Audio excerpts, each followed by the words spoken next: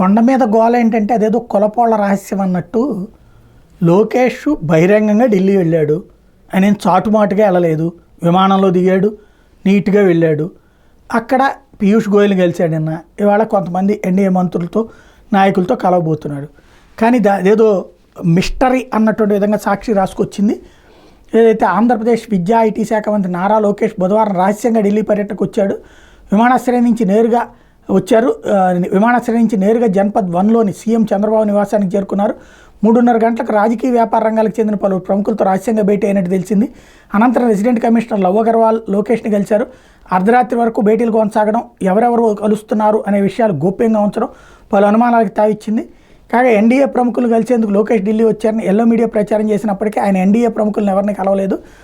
ముఖ్యమంత్రి మంత్రులు అధికారిక పర్యటన మీద ఢిల్లీ వచ్చినప్పుడు రెసిడెంట్ కమిషనర్ ఎయిర్పోర్ట్కి వెళ్ళి ఆహ్వానిస్తారు. ఇక్కడ ఉన్న పోలీస్ సిబ్బంది వీఐపీ ఫెసిలిటేషన్ చేస్తారు. లోకేష్ పర్యటనలో ఏమీ కనిపించలేదు. కాగా లోకేష్ కొందరు బీజేపీ ప్రముఖులతో వేరువేరుగా భేటీ అయినట్టు తెలిసింది. బుధవారం అర్ధరాత్రి దాకా లోకేష్ ఇక్కడే ఉండటంతో గురువారం అధికారికంగా ఎన్డీఏ నేతలను కలిసే అవకాశాలు ఉన్నట్టు విశ్వసనీయ సమాచారం.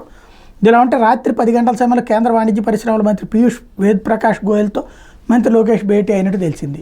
ఇంకేంటి అక్కడ ఇంకోటి, లోపలికి వెళ్ళే ప్రతి ఒక్కళ్ళది అడ్రస్ తీసుకుని సాక్షి వాళ్ళకైతే ఇవ్వరు కదా. అనవసరమైనటువంటి ఇది తప్పించి ఏం లేదు. నీట్గా అధికారికంగా వెళ్ళిన మనిషికి మనం ఒకటి అల్లేసి కథలు అల్లుతూ నమ్మించాలని చూస్తున్నాం అన్నది ఇక్కడ అర్థం చేసుకోవాల్సిన అంశం.